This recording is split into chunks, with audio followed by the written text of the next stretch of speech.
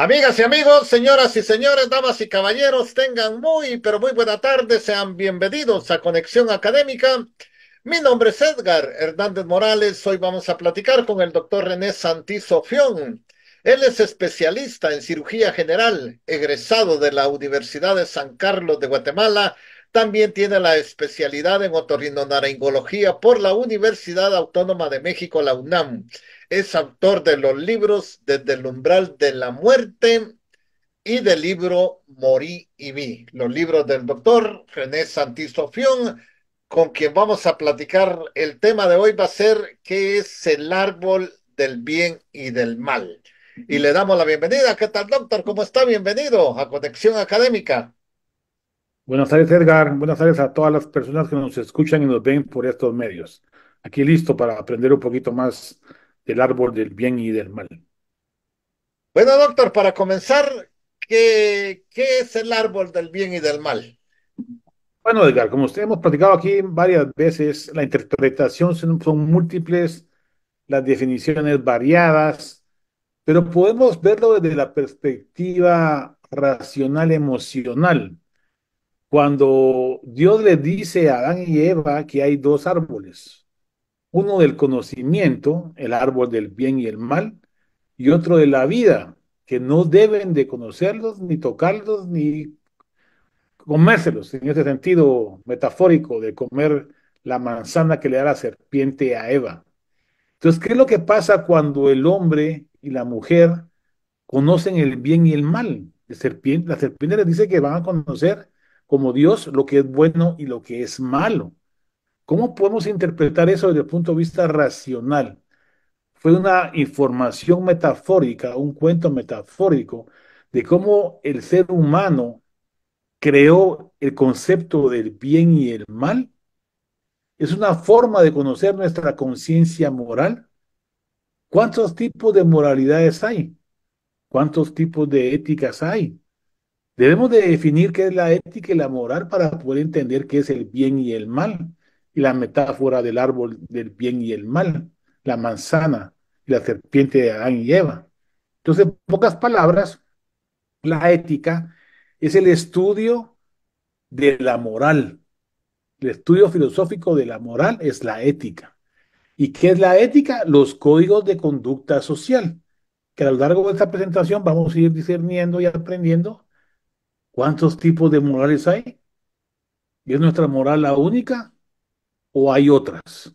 Esa sería una definición de nuestro tema a tratar. Ética, como la parte filosófica que estudia la moral, y la moral, los códigos de conducta social buenos y malos, o sea, la metáfora del árbol del bien y del mal. Sobre el árbol de la vida, todavía no hemos descubierto cómo prolongar la vida, ni somos eternos en vida, pero vamos camino a eso en la ciencia, como vamos a ver bueno, en otro día, sobre ese árbol de la vida. Pero el árbol del bien y mal sí es interesante concebirlo como un origen metafórico de la conciencia de lo bueno y lo malo en la mente humana.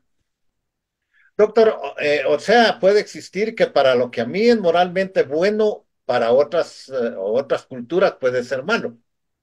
Exacto, vamos a ver a lo largo del estudio de la religión, por ejemplo, tenemos el código de Hammurabi hace 4000 años, que donde ponían unas estelas donde se decía, en pocas palabras, la ley del talión. Ojo por ojo, diente por diente, al que hace algo mal, pues se le castiga y punto.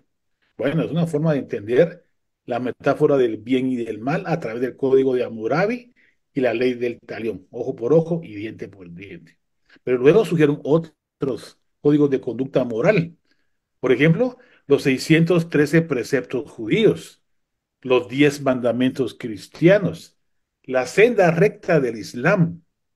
En el hinduismo, en el budismo, en el sintoísmo y el jainismo está el dharma, el llevar el camino correcto, como la senda recta del Islam. Y en la ética confuciana es muy interesante cómo conciben ellos lo que es bueno para la sociedad que sigue la religión confuciana. Ellos respetan mucho el orden. Dios, el rey, los súbditos, el papá, la mamá, el entrenador de equipo de tenis o de fútbol o lo que sea, el presidente de la república el coordinador de la cárcel o el que está arriba. Entonces es interesante porque esos códigos de conducta social y moral en la religión confuciana, yo me puse a investigar eso porque cuando fue la época del COVID, iban a traer la vacuna china aquí y un amigo mío tenía un contacto.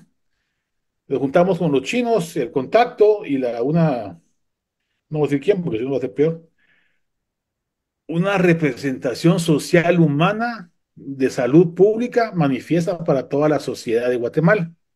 Y en pocas palabras, el negocio era entre los chinos, mi amigo, y la entidad social nacional. Entonces, ¿qué pasó? Que estos muchachos de Guatemala querían negociar directamente con los chinos, y como los chinos ya le habían dado la palabra a mi amigo, les dijeron que si él no entraba en el negocio, no podían hacer negocios. Algo contrario a lo que hicieron los rusos, ¿no? Entonces, ¿qué pasó? Que como ellos dan su palabra, yo estudié cómo piensan ellos. Cuando ellos dan su palabra, las palabras se respetan. Entonces, cuando preguntaron que para qué querían tantos papeles firmados, les dijeron que era para tener una base legal. Entonces, ellos decían que consideraban lo legal y lo moral, anteponiendo lo moral a lo legal. Lo moral es mi palabra. Las leyes son las que hacen los hombres para poderlas modificar, aprovechar o utilizar para el bien y el mal, como lo está pasando en Guatemala. Entonces, la moral es primordial en la religión confuciana. Mi palabra, lo que decían mis abuelitos. Si yo doy mi palabra, no necesito negocio, ni necesito papeles legales, algo que hemos perdido. Entonces, los chinos, cuando encuentran a alguien que está haciendo corrupción, lo matan, porque va contra el orden jerárquico social. Para que la sociedad funcione bien, todos tienen que ser ordenados, disciplinados. Por eso la cultura comunista china ha progresado, por eso, porque en su cultura respetan la palabra y la moral, lo bien y el mal de la sociedad.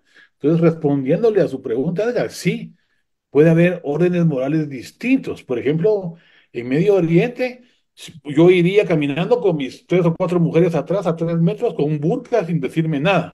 Aquí en Guatemala, yo le digo algo a mi esposa y me pega y me regaña y me llega y me echa el carro. Entonces, es diferente la cultura. Por ejemplo, el sexo. Por ejemplo, uno visita a una pareja inuit en el Polo Norte y ellos dan a la mujer para que el visitante pase la noche con ella como muestra de amistad.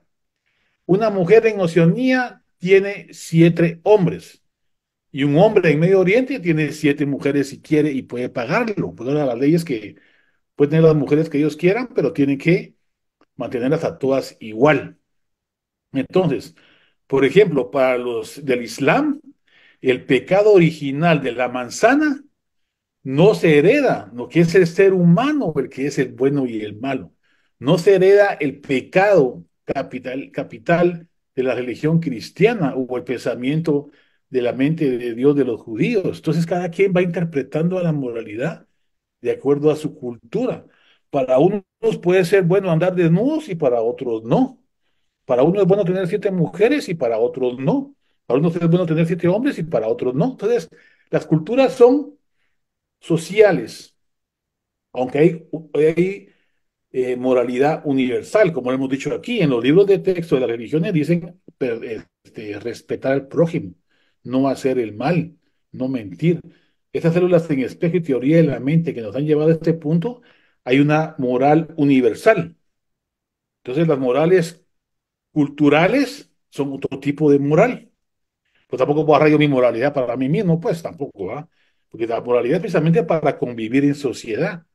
Y es una parte que los miembros de la sociedad o de la tribu evolutiva del ser humano y los Homo sapiens utilizaron para juntarse en tribus. Entonces, esa cohesión social surge de lo moral, de las células en espejo y la teoría de la mente. Y de lo moral surge lo legal, que son unas leyes que nosotros hacemos para coordinarnos y que te pase el alto, pues que pague, ¿va? El que se choca porque pasó el alto, que pague por ser culpable. Doctor, eso sería verlo desde el punto de vista religioso. Exacto. Y ahora bien, y si lo vemos desde el punto de vista filosófico, Bueno, tenemos, por ejemplo, la ética a Nicómaco de Aristóteles. Es interesante porque lo que él decía es que para alcanzar la felicidad eudimonia hay que llevar un camino de virtud.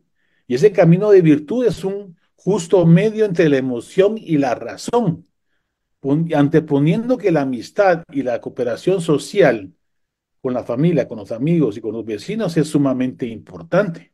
Entonces, si usted quiere leer la ética de Nicómaco, puede leer la psicología positiva o la inteligencia emocional, que es lo que dice ahora las neurociencias, que es básicamente lo mismo.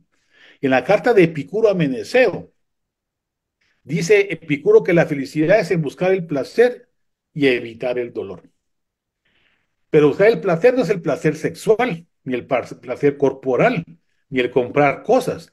Es el placer espiritual, el justo medio entre el espíritu y la mente, entre la sociedad y la familia, entre el ejercicio, el cuerpo y el alma. Ese equilibrio es lo que guarda la virtud en el pensamiento griego antiguo y en los estoicos.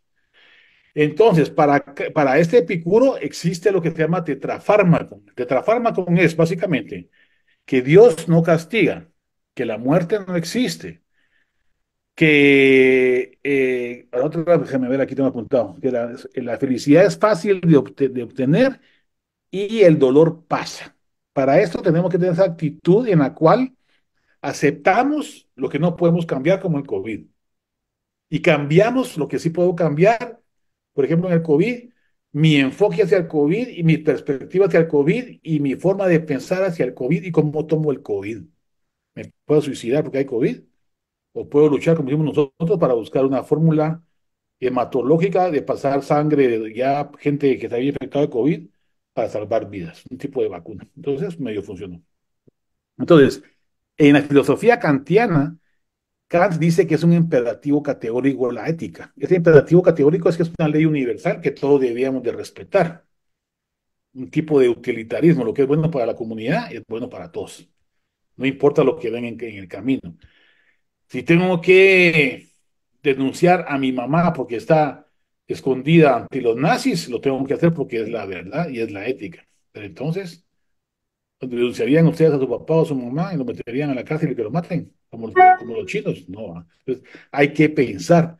Y precisamente en un libro que se llama Heinrich en Jerusalén, la filósofa Hannah Arendt comenta eso, ¿va?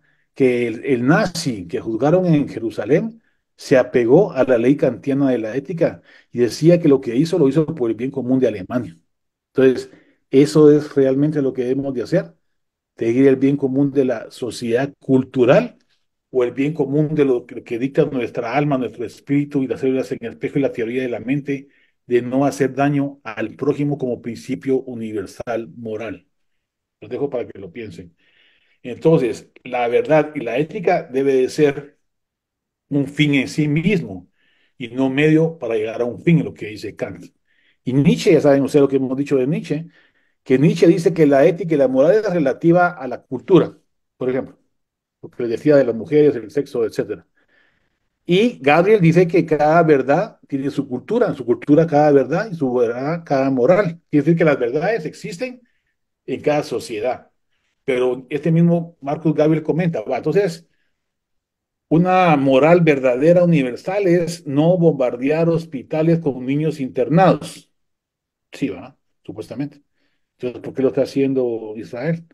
Porque ellos piensan que ahí están los de Hamas escondidos. Entonces vale más el medio, perdón, vale más el fin de encontrar a algún jefe de Hamas y el poner aparte el medio de destruir un hospital con niños. Entonces, ¿qué es lo bueno y qué es lo malo? ¿Cómo lo interpretamos cada quien? Entonces, en nuestra mente interpretamos lo que es bueno y lo que es malo, de acuerdo a nuestro contexto cultural, nuestro medio social, nuestra educación, nuestra ética y todo lo que hemos formado. Pero alguien más puede pensar diferente, sí. Miren a los de Hamas y miren a los de Israel. Miren a los judíos y a los cristianos, o a los cristianos evangélicos y a los católicos en Irlanda. Miren la Inquisición en el siglo XVIII. Vean las guerras de las cruzadas en Tierra Santa, y en fin, hay tantos ejemplos que vamos a seguir hablando de eso. Y entonces quiere decir que la verdad cultural es real para Marcus Gade, las verdades culturales de diferentes religiones y diferentes culturas son interpretaciones para Nietzsche. Entonces, ¿quién tiene la verdad? Solo Dios. Los demás son verdades a medias. La verdad universal es Dios, la verdad absoluta es Dios, lo absoluto es Dios y las demás verdades son humanas. Una calificación mental de qué es bueno y qué es malo. Aquel día les platiqué del terremoto, pero puede ser cualquier cosa. ¿Es bueno andar desnudo en una playa nudista? Sí. En una sociedad, en una capital guatemalteca, no. Entonces, hay cierto relativismo moral, pero no todo es relativo. Hay verdades universales como no causar daño al prójimo, que fue lo que yo encontré en mi investigación de las religiones.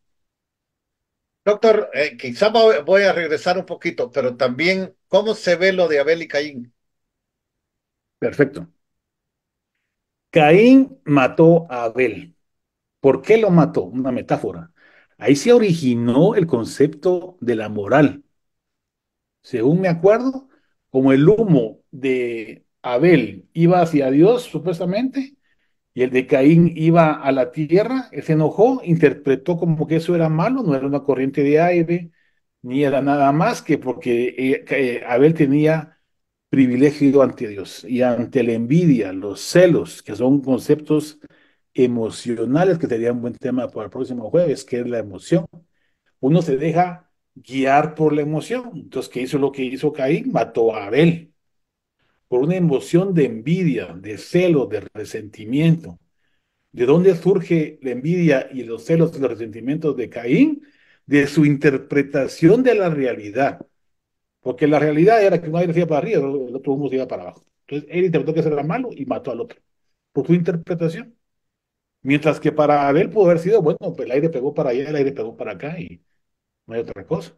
Los dos somos hijos de Dios. Entonces la interpretación del ser humano cataloga lo bueno y lo malo, la verdad o la falsedad. El dinero, la religión, la filosofía, la matemática, la física, son interpretaciones humanas de la realidad y pueden ser diferentes en diferentes culturas. Todos vivimos en el planeta Tierra, pero cada quien ha crecido en diferentes culturas, religiones, estados socioeconómicos, políticos, ambientales, sociales, familiares, amistades de alta o baja ingreso económico, una escuela pública, una escuela privada, en fin, tantos hasta la alimentación. Entonces, si ustedes saben que si ustedes tienen hambre, bueno, hicieron un estudio muy interesante en jueces. Los jueces cuando dictaminaban la definición del juicio, el veredicto, si estaban con hambre, metían a más gente a la cárcel. Y si habían almorzado, metían a menos gente a la cárcel. Quiere decir que todo nuestro aparato gastrointestinal influye sobre nuestro cerebro y sobre nuestras conductas. Si tenemos hambre, podemos andar con dolor de cabeza y de mal humor. Y si estamos llenos y tranquilos, vamos a estar más tranquilos. Entonces, todos los factores genéticos, epigenéticos, culturales del exterior y ahora de nuestro interior nos van a influenciar para tomar una decisión buena o mala, que depende de nuestra cultura. En unas religiones, vestir de blanco es estar de luto. En otras religiones, vestir de negro es estar de luto. En otras culturas, hay que hacer fiesta cuando se muere alguien. En otras culturas nos ponemos tristes y lloramos cuando alguien se muere, porque interpretamos de diferente manera la muerte y el paso al más allá. Esos son sentidos morales culturales que pueden variar de una a otra y tenemos que aprender que no somos los únicos sobre el planeta Tierra y que no tenemos la verdad absoluta y que hay personas que piensan diferente a nosotros y cuidarlos y respetarlos para poder vivir en paz, como decía Benito Juárez. Doctor, ahora bien, ¿cómo podemos ver todo esto desde una perspectiva científica? Bueno, hay una teoría muy interesante, Edgar, que la moral, que es los códigos de conducta social buenos y malos, y la ética, que es la parte de la filosofía que estudia lo moral, surgen de la empatía. La empatía es ponerse en el lugar del otro, lo que les decía de la ley de oro en las religiones. Y ese ponerse en el lugar del otro a nivel neurocientífico significa las células de espejo y la teoría de la mente. Las células en espejo son aquellas células que se activan, lo investigaron y lo encontraron por casualidad en un mono que vio que su cuidador se estaba robando sus manías. Entonces, cuando él vio que estaba tomando las manías su cuidador, él activó que tenía conectado la cabeza con electrodos ciertas áreas que demostraron que eran células que hacían lo que el otro hacía. O sea que el otro estaba tomando las manías y el mono en su cerebro interpretó como que las estuviera tomando, como queriéndolas tomar también. Quiere decir que esas células están reflejando la acción del otro. Entonces, esas células de la acción del otro estamos células en espejo porque si el otro se ríe, yo me río. Si ustedes sacan la lengua a un mono, el mono les va a sacar la lengua. Si ustedes se ríen con un niño, el niño se va a reír recién nacido. Si el niño llora, ustedes lloran. Si ustedes lloran, el niño llora. La náusea, del vómito, la risa, el sueño, el bostezo, todos son actividades sociales con células en espejo para poder evolucionar. Entonces, hay bases neurológicas de la evolución del sentimiento moral empático hacia otra persona. Entonces, también se han encontrado a nivel experimental el principio del bien y el mal. ¿Nacemos buenos o nacemos malos? Nacemos empáticos. Han hecho estudios en animales y en niños recién nacidos que preferimos a las figuras que ayudan y evitamos a las figuras que dañan o dificultan la actividad en unos estudios experimentales. Pero interesantemente, cuando el que daña come cereal de chocolate y a mí me gusta hacer de chocolate, a la hora de elegir los muñecos, ya no elijo a los buenos, no que elijo el que come chocolate. ¿Qué significa eso? Se llama un principio tribal, un principio de manada, que nos asociamos en tribus para sobrevivir. Pero si la tribu ajena nos quiere quitar territorio, los vamos a matar, que va contra el principio empático. Entonces la relatividad de la moral depende del contexto. Entonces, ¿nacemos buenos? Sí, una estructura cerebral empática hacia la sociedad comunal humana, pero en algunas ocasiones tomamos actitudes tribales como las maras, como los corruptos, como los ladrones, como la mafia, porque tenemos nuestro interés personal para poder sobrevivir y podemos llegar a actuar mal. Entonces, ¿nacemos buenos? Sí, sociales, empáticos, culturalmente, pero no podemos volver malos por lo que le dije la vez pasada, por un gen que se llama gen MAO-A o por una conexión cerebral que está alterada entre la frente y la parte límbica, o culturalmente porque nos metimos a las malas, siendo buenos nos volvimos malos. Pero eso se puede revertir. Entonces podemos entender así cómo de la evolución genética de las células en espejo y la teoría de la mente, formamos la empatía social y en base a la empatía social formamos los códigos de conducta moral y en base a los códigos de conducta moral hacemos en leyes lo que creemos que es bueno para la comunidad. Pero estas leyes, bajo el criterio humano de maldad, las podemos utilizar para causar daño. Podemos utilizar las leyes para causar daño. Entonces, las leyes hay que cambiarlas cuando son malas, en base al código de conducta social comunal, buscando el bien común, el justo medio y el ponerse en el lugar del otro, que es siempre lo que platicamos aquí. Entonces, de lo moral surge lo legal. Y las cosas legales pueden ser inmorales, como por ejemplo sacar a un asesino de la cárcel, porque yo como abogado mi obligación es sacarlo de la cárcel, pero mi instinto moral me dice que no lo voy a sacar porque va a seguir matando. Sin embargo, mi chance es sacarlo de la cárcel porque soy abogado. Entonces, ¿es legal esa actitud? Sí. ¿Es moral? No. Entonces, ¿qué tenemos que hacer para sobrevivir? Seguir lo moral, lo que nos educaron nuestros padres, nuestros abuelos y nuestros tíos y toda la gente en nuestra cultura latina tradicional. Porque si todo el mundo hace lo que le conviene y miente, engaña y se aprovecha de lo moral, vamos a llegar al punto en el cual yo voy a hacer mucho dinero, voy a destruir el planeta y me pela porque lo que quiero es dinero y vivir mejor, aunque mis tataranietos se mueran de hambre o se mueran porque no hay oxígeno o se mueran por el calor, que es lo que está pasando en el mundo ahora. Calentamiento global está sucediendo por esa ambición de búsqueda de dinero con recursos que se van a acabar. El planeta Tierra es una isla. Los árboles de la isla, como la isla de Pascua, si los botamos todos, nos vamos a quedar sin árboles, sin sombra, con más calor, más desierto y más hambre para la sociedad, más guerras, más lluvias, más inundaciones, más de todo. Entonces tenemos que buscar siempre la ley moral para que reorientemos las leyes, nos vayamos por el principio moral de bien común, empatía, amar al prójimo y perdonar al enemigo, que es lo que dice las religiones. Doctor, ya por cuestiones de tiempo, doctor, pero ¿cuál sería entonces la síntesis de todo esto? Bueno, la síntesis de esto sería que el árbol del bien y mal podemos interpretarlo como una metáfora del nacimiento de la moral humana. La humanidad creó el bien y el mal con su mente y su interpretación, así como creó las matemáticas, la física, la astronomía, la religión, la filosofía y la ciencia, el lenguaje, el dinero, la ropa, los vestidos, la moda, las pinturas, el arte y lo demás lo creamos nosotros con nuestra mente. Y nos ha servido para evolucionar como especie. Y nos ha servido para prosperar ante los restos de humanos, el resto de, bueno, si había humanos, bueno, éramos homo sapiens, erectus, neandertales y de todo. Éramos razas diferentes de humanos, pero sobrevivimos porque pudimos crear este concepto abstracto mental que nos dio la oportunidad de mentir y de engañar, de decir la verdad y de hacer el bien y el mal. Todos son conceptos abstractos mentales que nosotros creamos en sociedad para matar o sobrevivir o evolucionar al neandertal, al cromañón, al homo sapiens, al homo erectus, al homo habilis, al homo naledi y a los homo australopithecus y a todos los demás.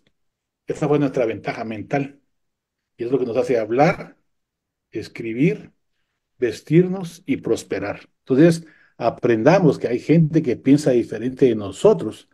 Busquemos el justo medio entre la virtud, la razón y la emoción y la felicidad. La felicidad es el completo bienestar físico, mental, social y espiritual. Es el equilibrio entre esos aspectos nos va a llevar a la felicidad.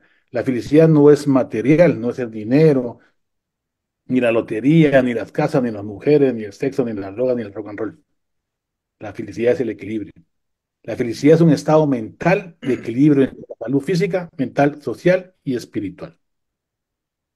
Doctor, se nos terminó el tiempo en Conexión Académica, pero como siempre, le agradezco que lo haya compartido con todos los oyentes de Radio Universidad y de Conexión Académica, doctor. Muchísimas gracias. Bien, amigos, llegamos al final entonces de un programa más de Conexión Académica. Hoy estuvo con nosotros el doctor René Santisofión. Él es especialista en cirugía general egresado de la Universidad de San Carlos de Guatemala. También tiene la especialidad en otorrinolaringología por la Universidad Autónoma de México. Es autor de los libros Desde el umbral de la muerte y del libro Morí y vi. Con el doctor, el tema que tratamos hoy es qué es el árbol del bien y del mal. Amigas y amigos, esto fue Conexión Académica.